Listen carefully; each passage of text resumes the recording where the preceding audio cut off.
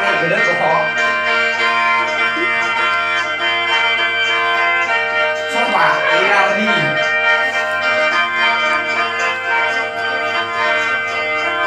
หลักท้องไถนาเลี้ยงหัวได้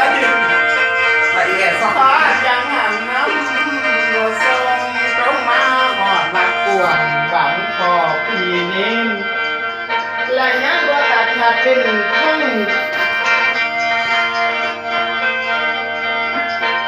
ทำไม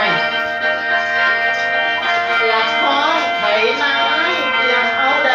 ขอจังหันน้ำทรง ไม่ ลงมาหอดรักส่วนหวังของอีนี้และยังพอตัดขาดเป็นทั้งเป็นห่วงทั้งสงสารขอกินทั้งหัวบุญทรงเกณฑ์